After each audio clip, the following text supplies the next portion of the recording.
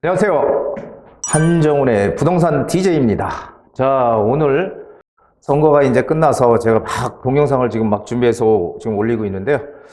자, 윤석열 시대가 지금 이제 개막이 드디어 됐습니다. 많은 분들이 이제 어떻게 될지 상당히 궁금해하고 부동산 시장이 과연 어떻게 될지 지금 막막하게 기다리고 있는 분들이 많죠.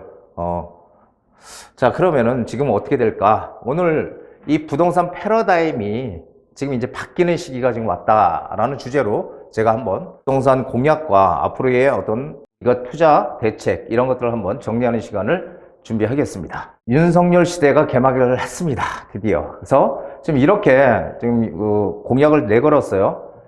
5번까지 뭐 주택 공급, 세금, 대출 정책 해서 이렇게 공약들을 내걸었는데 그 공약이 상당히 많습니다. 많아서 간단하게 제가 중요한 공약들만 우리 부동산에 당장 우리가 피부로 느낄 수 있는 공약을 한번 분석을 한번 해볼게요. 아마 많은 도움이 되실 겁니다. 자, 주택 공급 이건 뭐 하겠다고 맨날 얘기를 했죠. 5년간 250만 호 이상 공급, 수도권 130, 150만, 서울 50만 호, 50만 호 어마어마한 숫자죠. 50만 호면은 그런데 이거 50만 호가 과연 서울에 공급이 가능할까요? 빈 땅이 없어서. 자, 그렇다면은 결국은 50만 호를 공급한다는 것은 어떻게 해요? 재개발, 재건축을 활성화시키겠다는 얘기는 똑같죠. 그래서 재건축, 재개발에서 47만 호, 수도권 31만 호 해서 총 전국적으로 47만 호 공급하겠다. 지금 이렇게 돼 있습니다. 도심 역세권 개발 20만 호 해서 이건 지금 주택 공급에 대한 얘기들이 쭉 지금 돼 있죠. 그리고 30년 넘은 장기 공공 임대주택도 복합 개발이나 리모델링으로 추진하겠다. 그러니까 지금 전부 주택 공급을 어마무시하게 빨리 하겠다는 거 지금 일단 그 내용입니다. 자, 두 번째 세금이죠. 매물 유도를 위한 거래세 개편. 지금 뭐 다들 아시다시피 취득세, 양도세, 그 다음에 종부세까지 사지도 못하고 팔지도 못하고 가지지도 못하게 하는 그런 정책들이 지금 계속 여태까지 유지가 되었잖아요. 그거를 지금 이제 개편을 하겠다는 것입니다. 그래서 양도소득세 개편, 이거 상당히 반가운 소식인데 다주택자 중과세율 2년간 배제하겠다. 지금 중과 때문에 매물이 안 나오잖아요, 시장에. 그렇죠? 집이 여러 채 있는데 그 집 한 채를 뭔가 내놓고 싶어도 양도세 중과로 다 뺏긴다. 이런 생각들을 하기 때문에 사실 안 내놓는 거잖아요. 그래서 2년간 배제를 하겠다고 합니다. 근데 여기서 중요한 것은 중과세율을 2년간 배제를 한다. 그렇다면은 일반 세율로 하겠다는 얘기죠. 일반 세율.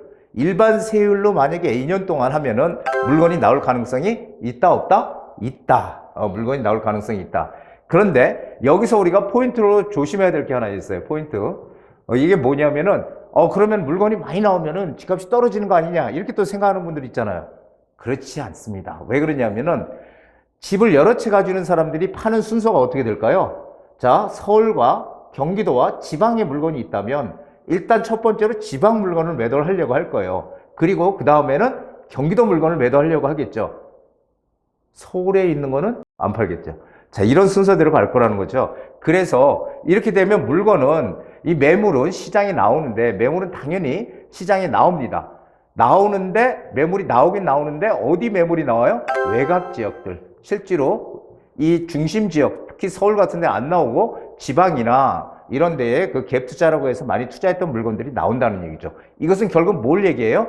앞으로 시장은 점점 만약에 이렇게 진행이 된다면 2년 동안 배제가 되고 이렇게 규제가 완화된다면 시장은 어떻게 된다? 양극화가 커질 것이다. 오르는 지역과 안 오르는 지역으로. 이 얘기입니다. 자, 취득세 지금 뭐 취득세 어마어마하죠. 이것도 지금 세율을 단순화하겠다라고 합니다. 그러면은 집을 살 때 부담은 훨씬 줄어드는 것이고요. 1주택자에 대한 징벌적 세금을 철폐하겠다. 이렇게 지금 돼 있죠. 1주택자도 지금 뭐 집을 사지 못하는 대출 규제라든지 이런 것 때문에 상당히 어렵죠. 자, 1주택자뿐이 아니라 사실은 다주택자들에 대한 세금을 철폐를 해야 이게 다주택자들한테 징벌적인 세금을 지금 매기고 있잖아요.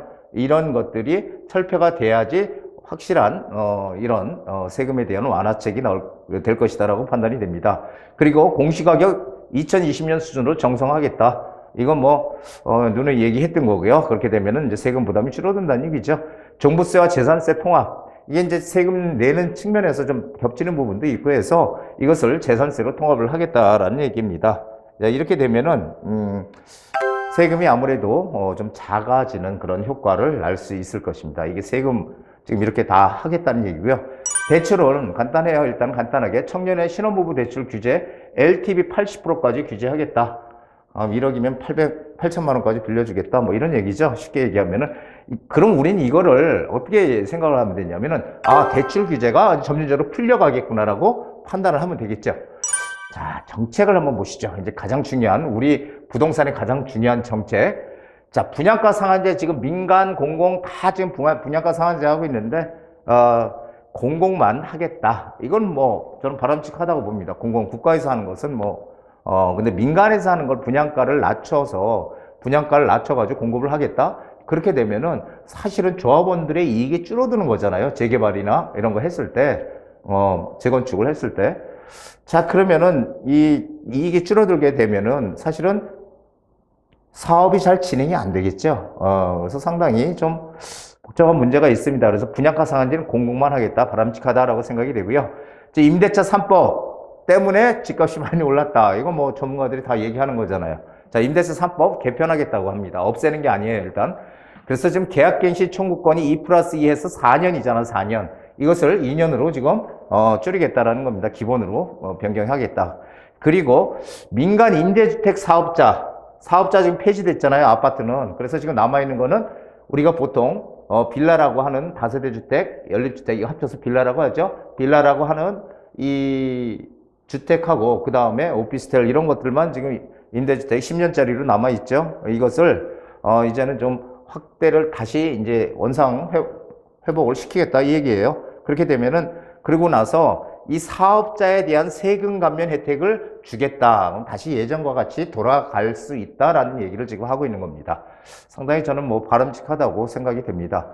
자, 가장 궁금한 우리 투자자들이 가장 궁금한 재건축 재개발입니다. 이거 규제 완화 기존은 뭐 당연하죠. 그래서 여기서 우리가 주목해서 봐야 될 게 일기 신도시 있잖아요. 일기 신도시들이 이제 30년이 다 넘었거나 30년 다 이제 돼가거나 이제 좀 그렇잖아요. 그래서 뭐 일기 신도시 다들 아시죠? 분당, 일산, 평촌, 3번, 중동 이 5대 신도시를 일기 신도시라고 합니다. 자, 이런 제들 지금 집이 엄청나게 낡아 있잖아요. 그래서 여기를 재건축 및 리모델링을 통해서 주거 수준을 업그레이드 시키겠다.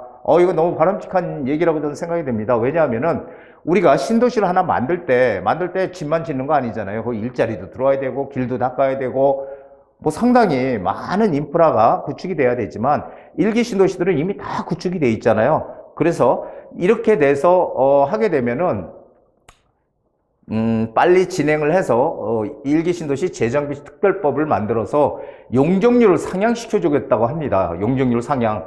그렇게 되면은 기존 거기 주민들 외에 한 10만 원 정도가 더 추가로 공급이 될 수 있다. 이런 얘기를 지금 하고 있습니다. 저는 이것도 상당히 긍정적인 바람직한 것이다라고 좀 보여져요. 왜냐하면은 지금 뭐 제가 누누이 말씀드렸지만은 아파트가 지금 30년이 지나면 재건축을 할 수 있잖아요. 근데 30년이 지나도 못하는 아파트들이 지금 너무너무 많더라. 왜냐하면은 일기 신도시들은 용적률이 너무 높기 때문에 사실은 재건축을 했을 때 사업성이 안 나옵니다. 기존 상태로 하게 되면. 그러면 어떻게 돼요? 대부분 리모델링으로 돌아서서 지금 리모델링을 추진하고 있거든요. 그런데 재건축 사업성과 리모델링 사업성은 아무리 봐도 재건축 사업성이 높은 것이죠. 예, 그렇다 보니까 용적률을 상향시켜서 하게 되면은 아마 일기 신도시들의 어떤 아파트들의 투자 가치가 상당히 커질 것이다. 이렇게 저는 보여집니다. 그리고 이것도 한번 보시죠. 정밀 안전진단 기준을 조정한다. 자, 여기서 지금 문제가 뭐냐면요.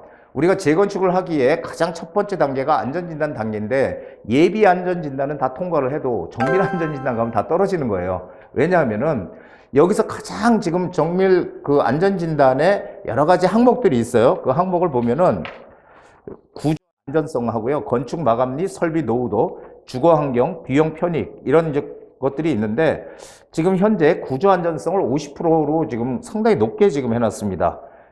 그리고 주거 환경을 15%로 해놨어요. 그래서 내가 살기 정말 노후돼서 살기 힘들고 녹물이 나오고 하더라도 이게 구조 안전성 무너지지 않을 가능성이 크다 그러면 안 해주는 거예요. 안전진단 통과 못 하는 거예요. 그런데 지금 이 구조 안전성 50%를 30%로 낮추겠다라는 겁니다. 지금 현행 이제 앞으로 개선안이. 자, 그리고 주거 환경, 지금 말씀하신 살기 너무 힘들어. 우리 주차도 힘들고, 그리고 막 녹물도 나오고 뭐 이렇게 되는 데들 있죠. 주거 환경 15%에서 30%로 상향시키겠다는 얘기예요. 그러면은 안전진단 통과 가능성이 상당히 높아지는 것이죠. 그래서 재건축에 상당히 호재가 된다, 이런 얘기를 하는 겁니다. 그리고 이거 참 요거 아주 묘합니다. 30년 이상 노후 공동주택 정밀안전진단 어떻게 하겠다? 면제 추진한대, 면제. 약간 요거랑 겹치는 부분이죠. 안전진단 기준 조정하는 거랑. 이게 면제를 하게 되면은 이제 어떻게 될까요? 그러면 이제 또 이렇게 착각하시는 분들 계세요. 그러면은 우리 30년 넘었으니까 우리도 면제되는 거 아니야? 이렇게 생각하는 분들이 있을 수 있어요. 하지만 30년이 된다고 되는 것이 아니고 30년이 되더라도 어떻게 해야 된다고요? 노후에서 정말 사람들이 살기 어려운 그런 지역들, 그리고 그런 지역들을 보면은 그런 지역 중에서 사업성, 재건축 사업성이 높은 곳들, 사업성이 높은 곳들, 이런 곳들은 안전진단, 뭐 정밀안전진단 필요 없이 면제해 주겠다, 이런 얘기입니다. 이것도 상당히 우리한테 이 포인트가 되는 얘기죠. 자, 재건축 초과이익 환수제 완화, 이건 뭐 당연히 전부 다 좀 완화한다는 얘기죠. 그리고 우리가 또 눈여겨봐야 될 게 요 리모델링 추진법을 별도 제정한다, 이렇게 되어 있습니다. 2013년도에 이 수직중축 리모델링 법이 만들어졌다가 사실 지금 리모델링이 수평중축과 수직중축이 있어요. 수평은 옆으로 넓혀가는 거고 수직은 위로 올라가는 거죠. 그런데 가장 관건이 지금 국토부에서 이 수직중축을 잘 지금 안 해주고 있다는 거죠. 왜냐하면은 이 수직중축을 하려면 내력벽이 가장 그 관건이 되는데, 내력벽을 철거하느냐 아니면 그냥 놔두느냐의 문제예요. 근데 내력벽을 그냥 놔둬가지고서 리모델링을 하다가 잘못하면 무너지면 누가 책임지느냐, 그 책임 소재가 상당히 불명하죠. 그래서 그것 때문에 지금 아직까지 이게 지금 내력벽 철거를 해야 되느냐 말아야 되느냐에 대한 그런 지금 조사를 지금 벌써 몇 년째 하고 있는데 아직도 지금 결과가 지금 안 나오고 있습니다. 그래서 이 수직중축, 수평중축에 대한 기준을 갖다 마련하겠다. 이게 뭐냐면은 수직중축 기준을 마련하겠다는 의미는 뭐예요? 우리가 이 재개발이나 재건축은 딱 법이 하나예요. 도시 및 주거환경정비법에 다 돼 있어요. 그래서 주거환경정비법만 따라가면 되거든요. 그런데 문제는 이 수직중축 리모델링 같은 경우는 주택법을 적용합니다. 주택법. 그리고 용적률 상한선, 이거는 국토 이용 및 계획에 관한 법률, 계획 및 이용에 관한 법률에 또 적용이 되어 있고요. 건축에 관한 건 건축법에 또 되어 있어요. 각각 따로따로 되어 있어요, 이게. 그러다 보니까 따로따로 되어 있으니까 이것을 하나로 통합해서 뭔가 신속하게 좀 빨리 진행을 해보겠다, 이런 얘기죠. 자, 그래서 지금 이런 재건축 재개발의 규제 완화, 이런 얘기들이 지금 진행이 되고 있습니다. 그리고 이 균형 발전을 위해서 항상 모든 나라가 얘기하는 게 균형 발전이죠. 이 균형 발전은 뭐예요? 왜 서울만 집값이 가장 비싸? 지방도 똑같이 잘 살고 비싸야지. 그래서 골고루 일자리도 많은 그런 도시들이 전체적으로 다 모여야 된다. 그래서 한 군데만 발전하는 게 아니고 골고루 발전하는 균형 발전을 하자. 이거는 모든 정부가 내세우는 가장 큰 하나의 구호라고 할까요? 그런데 사실은 제대로 잘 되지가 않죠. 그건 또 나중에 기회가 되면 말씀드리지만, 중부권 신산업 벨트 구축, 신공항 조기 건설 및 연계 교통망 확충, 영호남 동서 연결 교통망 구축, 2기 GTX 등 수도권 광역 교통망 확대. 그래가지고 뭐 보니까요, GTX를 지금 그 D 노선까지 있잖아요. E 노선, F 노선까지 만들어서 이 수도권을 하나 촘촘하게 이 교통망을 묶겠다. 이건 정말 상당히 저는 상당히 긍정적이다. 근데 사실 이것은요, 이 시간이 상당히 많이 걸려요. 시간이 너무 많이 걸려요. 이것은 당장 실현될 가능성이 별로 없다. 그래서 여기에 대한 거는 조금 생략을 하기로 하고요. 결론적으로 이제 우리 부동산 DJ의 재테크 전략을 제가 말씀을 드리면은,